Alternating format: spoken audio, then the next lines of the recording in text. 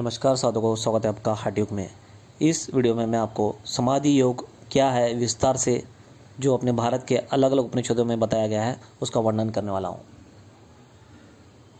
उपनिषदों द्वारा अभिनयो ध्यान चलो अपने अतीन्द्रिय ज्ञान द्वारा इस बात को अवगत किया कि बाहरी समस्त चराचर जगत के एकमात्र कारण अनंत चेतन ब्रह्म दो रूप है, एक व्यक्त रूप और दूसरी वहाँ अभ्यंतर चेतना जो बाह्य व्यक्त चेतना यानी कि जगत को अनुप्राणित करती है, सत्ता स्फूर्ति देती है। पहला रूप इंद्रिय गोचर है और बाहरी प्रपंच कहलाता है और दूसरा अतीन्द्रिय है और प्रत्यक्ष चैतन्य कहलाता है। बाहरी प्रपंच परिणामी है और प्रत्यक्ष चेतन अपरिणामी है। ये तब दृश्य पदार्थ यानी कि सब दृश्य पदार्थ विनाशी है। अंतरात्मा अविनाशी कहलाता है। निर्विशेष निरंजन परब्रह्म अक्षर है। जहाँ ब्रह्म प्रपंच है वहाँ प्रत्यक्ष चैतन्य भी है। दूध में मक्खन की भांति प्रत्यक्ष चेतन बाहरी प्रपंच के सर्वत्र सर्वदा व्याप्त है, किंतु प्रत्यक्ष चेतन के सर्वांतर सर्वदा प्राप्त प्रपंच नहीं है। यानी कि दूध के अणु अणु में मक्खन है, किंतु तब तक दूध मथा नहीं जाता तब तक उसमें मक्खन दृष्टिगोचर नहीं होता। इसी प्रकार समाधि अवस्था को हम जानना चाहिए। यानी कि जब तक हम समाधि में रहकर ध्यान उपासना द्वारा उस परमात्मा को हम अंदर से मत्थे नहीं, हमारे अंदर मत्थे नहीं, तो तब तक वह हमारे अंदर से प्रकट नहीं होगा और तब तक हमको पता नहीं चलेगा कि सभी अचर चर जगत में चर जगत में व्याप्त है परमात्मा। तो आगे कुछ इस तरह से यहाँ पर बताया गया है कि उस समय इंद्रियां निश्चेष्ट हो जाती है और बाहरी प्रपंच तिरोहित हो जाता है। जब मनुष्य परमात्मा को परमार्थ देख लेता है तब अखिल दृश्य जगत विलीन हो जाता है। ये जाम्बल उपनिषद दर्शनोपनिषद से लिया गया है। इस प्रकार एक समय में ब्रह्म के एक रूप का ही साक्षात्कार होता है। आत्मदर्शी मुनि ब्रह्म के अविनाशी प्रत्यक्ष चैतन्य स्वरूप का ही वर्णन करते हैं, यानी कि वर्णन करते हैं और परिणामी दृश्य स्वरूप का अपलाप करते हैं। अभी आगे हमें दृश्य प्रपंच की प्रतीति इंद्रियों के द्वारा होती है, किंतु ये इंद्रियां अर्थात चक्षु, श्रोत्र, घ्राण, रसना और त्वचा मन के सहयोग बिना व्यापार नहीं करती। उदाहरण, यदि हमारा मन किसी दूसरे विचार में संलग्न हो तो हमारे नेत्र खुले रहने पर भी, यानी कि खुले होते हुए भी वह वस्तु को देख नहीं पाती। हाँ, ये सत्य है। यही हाल दूसरी इंद्रिया श्रोत्र, घ्राण, रसना और त्वचा के साथ भी होता है। इंद्रियों के द्वारा विषयों का अनुसंधान करने के अतिरिक्त मन प्राक्तन संस्कारों की ही आवृत्ति करता हुआ अथवा आगे जो मिलने वाले पदार्थों की चिंता है वहाँ उसे अर्जित करता है और बताता है। यानी कि देखिए मन कितना गहन काम करता है। इंद्रिय काम क्या करती है, बाहर से सब जो भी है वो लेकर अंदर लेती है और मन उसको आपको समझा देता है। बिना मन के इंद्रिया कुछ भी नहीं है। जी हाँ, इंद्रियां एजेंट का काम करती है मन के लिए। तो क्षिप्त अवस्था में रह सकता है। चित्त की वृत्तियों का निरोध कर देने से अर्थात मन को सब प्रकार के संकल्पों से सर्वथा शून्य कर देने से इसी को चित्त की निरुद्ध अथवा समाहित अवस्था कहते हैं। ऐसा पतंजलि योग में भी कहा गया है। सारी इंद्रियां निर्व्यापार हो जाती है, जिससे बाहरी प्रपंच का दिखना बंद हो जाता है। परिणामी बाहरी प्रपंच के अदृश्य हो जाने पर उससे इतर अविनाशी प्रत्येक चैतन्य की उपलब्धि होती है। अर्थात बाहरी आवरण के दृष्टि के सामने से हट आ जाने पर भीतर की सार वस्तु प्रकट हो जाती है। यानी कि देखिए, जब बाहरी जगत का आपको अंदर नॉलेज या ज्ञान नहीं लेता है मन, तो वह अंतर जगत में चला जाता है और उस अंतरात्मा को प्राप्त कर लेता है। यानी कि समाधि अवस्था में जाकर परमात्मा को प्राप्त कर लेता है। आगे चित्त के बाहरी वशों का अनुसंधान करते हुए चंचल होने पर संसार का भान होता है। मन का निश्चल होना ही मुक्ति है।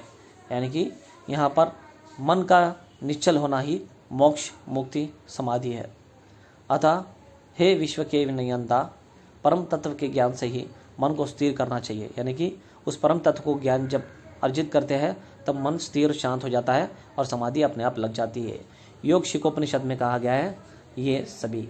अभी चंचलता से शून्य मन अमर कहलाता है, वही तप है और उसी को मोक्ष कहते हैं। यह शास्त्रों का सिद्धांत है। सब प्रकार के संकल्पों से सर्वथा शून्य हो जाने पर नाम ही समाधि है। यानी कि यहाँ पर देखिए सभी प्रकार के संकल्पों का शून्य हो जाना, यानी कि स्वाहा निर्वाह हो जाना, तभी ही समाधि अवस्था कहलाती है। ऐसा शास्त्र में भी बताया गया है। जो भी शास्त्र हो, योग शास्त्र हो, ज्ञान शास्त्र हो, उपनिषद शास्त्र हो, सभी में यही बताया गया है। जिस समाधि में मन सर्वथा निश्चल हो जाता है और जीवात्मा और परमात्मा भेद मिट जाता है और प्रत्येक चैतन्य में सर्वव्यापी अंतरात्मा में ब्रह्म के अतीन्द्रिय रूप से स्थित होना ही समाधि है।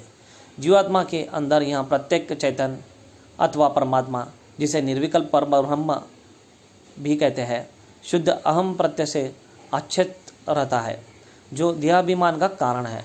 इस शुद्ध अहम बुद्धि के निवृत्त हो जाने पर अथवा पूर्ण यानी कि चूर्ण हो जाने पर प्रत्यक्ष चेतन अथवा निर्विकल्प परम अहम का उदय होता है। अतः समाधि लाभ के लिए शुद्ध अहम बुद्धि की निवृत्ति अत्यंत आवश्यक है। तो देखिए, अहम की जो शुद्ध अहम भी होता है, यानी कि मैं के अहम, वो भी उसकी भी निवृत्ति होनी चाहिए। तो ये हम परब्रह्म परमात्मा को प्राप्त कर सकते हैं अंतरात्मा से। दूसरे शब्दों में शुभ्र यानी कि शुद्ध अहम बुद्धि की निवृत्ति ही समाधि है। यानी कि जो शुद्ध सत्व अहम बुद्धि है, उसकी निवृत्ति की ही समाधि हम ऐसे कह सकते हैं। जिस समाधि में हृदय की गांठ खुल जाती है और चित्त का विस्तार होकर उसे पूर्णता की अवस्था प्राप्त हो जाती है। जीवात्मा और परमात्मा की एकता के ज्ञान से, यानी कि ज्ञान के उदय को ही समाधि कहते हैं। ऐसा जाबाल दर्शन उपनिषद 10 में, एक अमृत उपनिषद 5 में कहा गया है। जीवात्मा की परमात्मा के साथ एकता ही, जिसमें संकल्प की सारी क्रिया ही नष्ट हो जाती है, समाधि कहलाती है। और ये कहा गया है सौभाग्य लक्ष्मी उपनिषद में। तो देखिए, सभी उपनिषद में समाधि अवस्था क्या है, समाधि योग क्या है, वो अलग अलग विस्तार से बताया गया है, और वही इस वीडियो में मैं आपको बता रहा हूँ। तो ध्यान से सुने समझे, क्योंकि बहुत महत्व का भाग है समाधि अवस्था।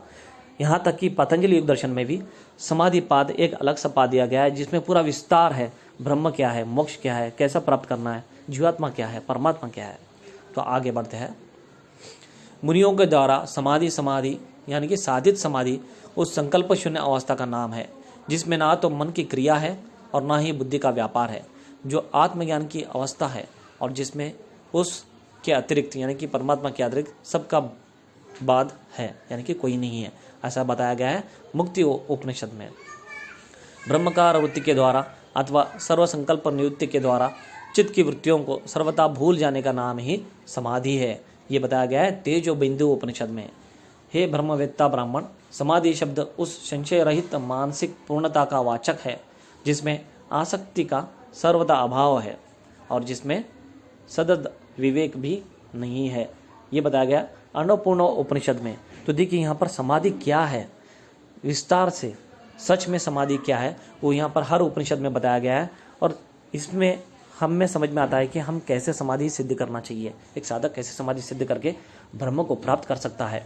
तो यहाँ पर आगे बताया गया है, जीवात्मा परमात्मा स्वरूप महासागर के वक्ष स्थल पर नृत्य करते हुए एक तरंग के समान है। तरंग के पीछे समुद्र रूप महान आधार है। इसी प्रकार जीवात्मा के पीछे परमात्मा रूप महान आधार है। वासना अथवा उससे उत्पन्न होने वाली अहम बुद्धि ही तरंग की सत्ता को अक्षुण्ण रखती है। जिस क्षण वासना नष्ट हो जाती है और उसके साथ ही अहम प्रत्यय भी निवृत्त हो जाती है, और वहाँ तरंग ब्रह्म से मिल जाता है, समुद्र से मिल जाता है, यानी कि जीवात्मा परमात्मा से मिल जाता है और उसे प्राप्त कर लेता है। यही है समाधि योग।